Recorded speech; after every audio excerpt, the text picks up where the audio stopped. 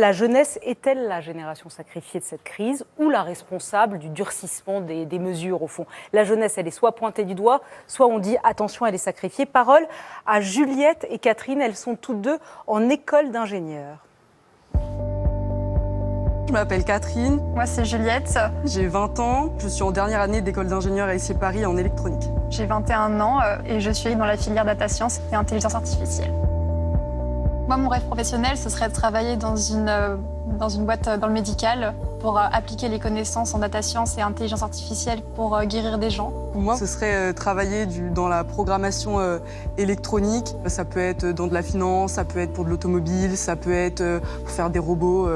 Le choix est assez large.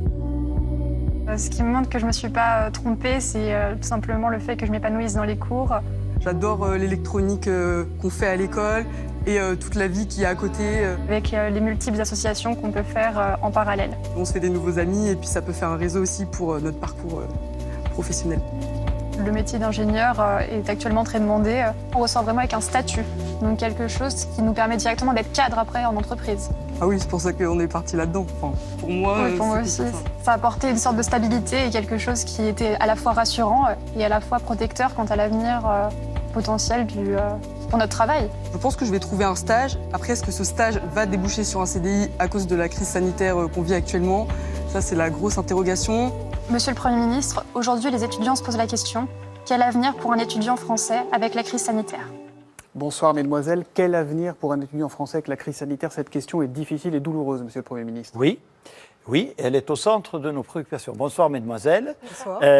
Donc d'abord, je les félicite parce que j'ai vu que dans ce film, elles respectaient strictement les mesures sanitaires. Non, mais ça leur permet de continuer à vivre, à aller à l'université, à étudier, etc. Et je leur dis, oui, soyez prudentes parce que vous, peut-être, vous ne risquez rien, ou en tout cas, vous risquez peut-être d'avoir une forme très atténuée de la maladie, mais sans le vouloir, bien évidemment. Si vous ne faites pas attention, vous pouvez contaminer des personnes plus vulnérables, plus fragiles. Juliette, parole à Juliette d'abord. Juliette, vous dites clairement, vous nous avez dit au téléphone en préparant l'émission à Thomas et à moi, que c'est une rentrée ultra angoissante, très seule, où votre ordinateur est votre meilleur ami. Justement, on en a parlé au téléphone. Notre ordinateur, on vit avec maintenant. Nos cours Depuis des mois.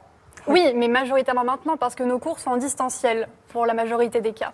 Donc, ce qui fait que lorsqu'on est dans un appartement étudiant, on ne voit pas forcément le monde. La vie sociale est moindre. Et donc, il faut aussi se rendre compte que c'est difficile, puisque on se sent un peu comme la jeunesse sacrifiée, comme une jeunesse qui ne peut pas sortir, comme une jeunesse qui ne peut pas avoir une vie comme les autres jeunes avant nous avaient.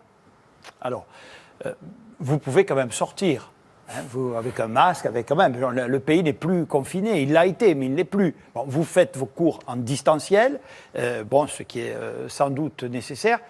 L'objectif du gouvernement, croyez-le, n'est certainement pas de vous sacrifier. Ce serait absolument absurde et contre-productif. Bon. Il faut aussi, par solidarité, par responsabilité, que vous respectiez les règles de la vie en commun imposé par ce satané virus, voilà. Bon, on va s'en sortir, on va gagner si on s'y met tous. Bon, mais nous, ce qu'on essaie de voir, je ne sais pas si c'est votre cas, est-ce que vous êtes encore en cycle d'études ou est-ce que vous aspirez dès à présent à entrer dans la vie professionnelle? Alors, très intéressant. Alors c'est justement la question de Catherine. La transition, vous l'avez faite, monsieur le Premier ministre. Allez-y, Catherine. Donc moi, je suis en dernière année d'école d'ingénieur, du coup. Je vais avoir mon stage de 6 mois qui va arriver en février. Et donc là, la grande question, c'est est-ce que je vais trouver un stage? Si oui, après, est-ce que ce stage va déboucher sur un CDI? Actuellement, j'ai des amis qui sont ingénieurs et ils n'ont pas trouvé de travail encore, alors qu'avant le confinement, ils avaient un travail. Donc c'est une grande question. Après, dans la vie professionnelle, est-ce qu'on va réussir à s'insérer dedans? Est-ce qu'on va réussir à évoluer dans le monde professionnel, alors que le monde professionnel va devenir un monde virtuel? De ce que je peux entendre et de ce que mes amis me disent, c'est qu'au travail, la plupart des employés, ils sont en télétravail. Il n'y a plus beaucoup de monde en entreprise physiquement. Donc toute la vie, maintenant, se fait en virtuel. Oui. Alors, on va quand même Ils sont représentatifs des jeunes aujourd'hui, qui, en gros, pour le dire clairement, flippent. Je ne sais pas quel âge elles ont, mais j'ai des filles... 21. Voilà, voilà. Donc, j'ai ce qu'il faut à la maison. Bon, donc, je crois avoir à peu près ce dont il est question. Bon, d'abord, on va quand même tous se dire ici, l'heure est sérieuse, l'heure est grave. on doit agir, chacun en ce qui nous concerne, évidemment le gouvernement le premier, mais enfin, on va quand même espérer que ce virus, on ne va pas l'avoir pendant 30 ans. Il y a bien un jour quand même où on va trouver un vaccin et où on va en sortir. Mais elles devront peut-être trouver un travail avant que vous trouviez un alors vaccin. voilà, ça, c'est l'objet du plan de relance. Vous avez entendu parler du plan de relance. Nous avons arrêté un plan gouvernemental et on a déployé pour les jeunes, parce que, je le dis quand même là, comme vous, mademoiselle, à cette rentrée, il se trouve qu'il y a environ 700 000 Jeunes qui rentrent sur le marché du travail. rentrent sur le marché du travail. Alors même, comme vous l'avez parfaitement dit, que la crise économique, conséquence de la crise sanitaire, fait que spontanément, les offres d'emploi se rétractent. Donc nous, on va mettre le paquet, d'abord pour inciter les entreprises à vous embaucher. Bon, si c'est un stage pour commencer, j'espère que ce sera plus facile, mais on a beaucoup développé... Comment vous allez les inciter à mettre le paquet? Alors, par On exemple... sait qu'il faut parfois un peu Tordre plus le que bras. d'incitation. Alors, mais il en faut quand même d'incitation. Donc, par exemple, c'est peut-être pas votre cas parce que vous n'êtes pas alternante, mais tout ce qui est apprentissage, formation en alternance, il y en a beaucoup dans l'enseignement supérieur.